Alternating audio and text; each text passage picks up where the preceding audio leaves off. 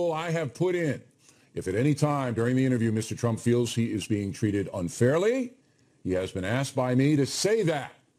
We will give Hillary Clinton the same courtesy should she decide to talk with us. So, joining us now from Dallas is Donald Trump. All right, first of all, you tweeted today, "It is so nice that the shackles have been taken off me and I can now fight for America the way I want to." What exactly does that mean? Well, we've been having a problem. We have millions and millions of followers. We set records in the primaries. We have a group of people that want to see America be great again. And Paul Ryan, you know, open borders and amnesty and lots of other, and bad budgets, by the way, very, very bad budgets. Frankly, the only one that Obama negotiates well with is Paul Ryan with the budgets, because that's the only negotiation he can win. He certainly can't beat Iran. What shackles did you have on? So Paul, the shackles are some of the establishment people that are weak and ineffective people within the Republican Party, senators and others, and Paul Ryan, led to a certain extent by Paul Ryan. They were holding you being back? nasty to the nominee. They were holding you back? back? Not question holding back, no, but they're not giving support. They don't give the kind of support. You know, we got more votes, more than 14 million votes, more than anybody in the history of the Republican primaries, Bill. And they don't give the support that we really need. Okay, now, but I'm still confused. I think I'm better off maybe without their support if you want to know the truth. You might be, but I'm still confused. You say, okay, the shackles are off, and now I can really do what I want. I mean, what are you going to do that you haven't done? I mean, are you going to be more outspoken? I don't think I'm that outspoken, to be honest with you, Bill. I think I'm not outspoken at all. No, I don't think. I think I've been very nice.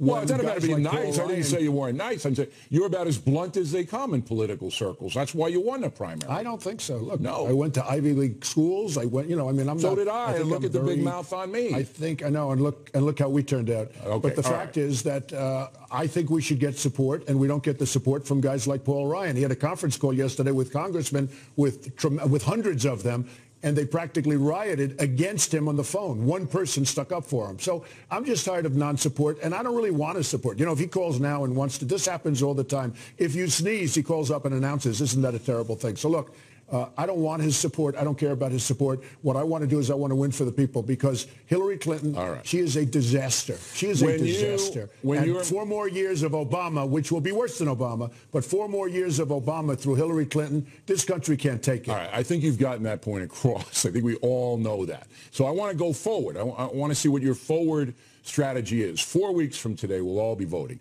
You're about 6 or 7% down in the polling now. That's what's trickling out. Certainly you could win. I think everybody, it was fair. You could win, but you're behind.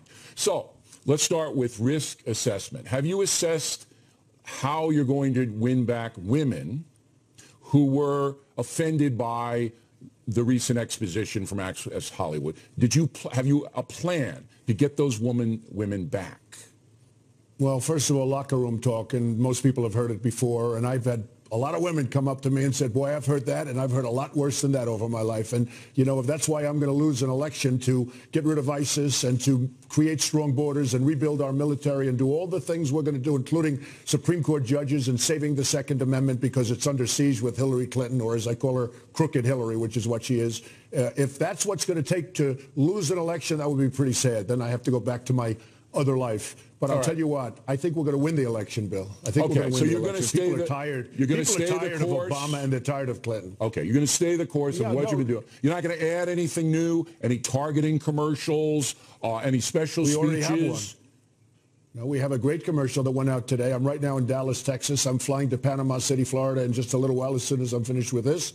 And we're doing a speech, and we have thousands and thousands of people. I noticed where Hillary is doing a speech someplace in Florida, she's got a small crowd, and they're making it like it's a big crowd. I had 20,000 people last night. Nobody talks about that. They just say Donald Trump spoke. So it's a very unfair press. But one thing I'll say about you, you agree that I've been treated unfairly by the press. In some cases you have been, but in some cases you're too sensitive. But if you are treated unfairly, and we do have a talking points memo tomorrow that will prove some of that, and you'll be very interested to see what we've come up with. But let's, again, women are the key to this. You're winning with men, all right?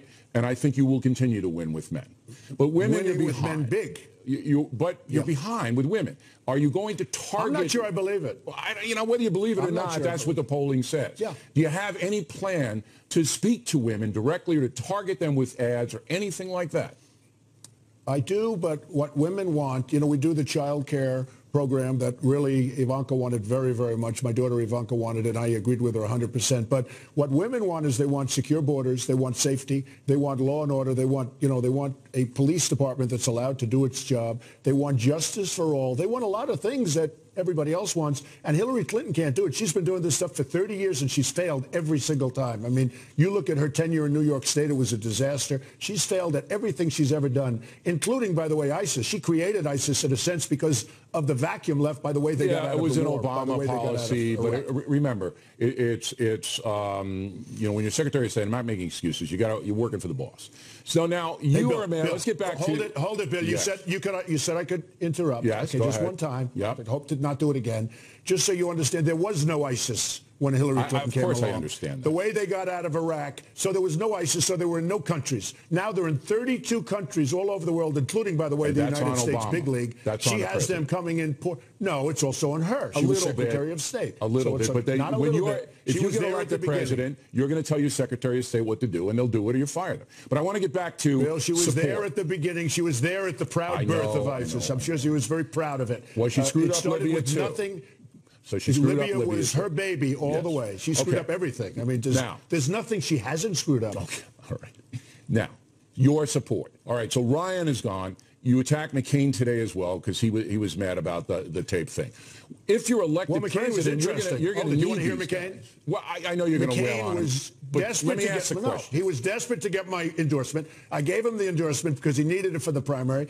And frankly, he ran against a very, very good woman. I feel very badly I gave him the endorsement, but that's okay. All right, but he ended up getting my endorsement. He easily wins his primary. And then all of a sudden, he does the unendorsement thing. He didn't like the tape thing. He's never heard, I'll give me a break. He's never heard salty language before. John McCain, who has probably the dirtiest mouth in all of the Senate, has never heard, he talked about lewd. It's lewd language. Can I ask the question, please? If you're elected president, you're going to need McCain and you're going to need Ryan. You're going to need these guys. They'll be there. They'll be there. I would think that Ryan maybe wouldn't be there. Maybe he'll be in a different position. But McCain will be there. They'll all be there. And you think they're going to all cooperate with you after you're trashing them? I get along. I know you don't believe this. Well, I get along with you for 20 years, so I guess I can get along with anybody, frankly. But to be honest with you, Bill, I get along with people.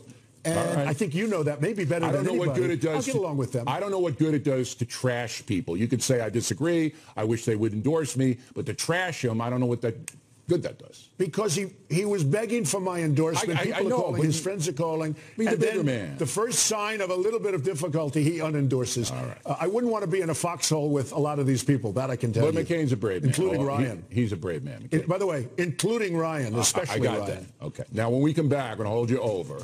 I want to think back. What's the most important thing you said in that debate?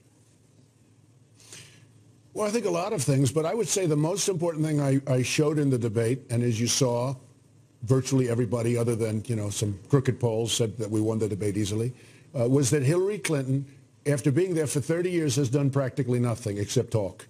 She won't do anything. All right, so that was the most important. She won't do anything. Statement. To me, that's the biggest thing. Okay. Because she talks about health care, child care. She talks about everything.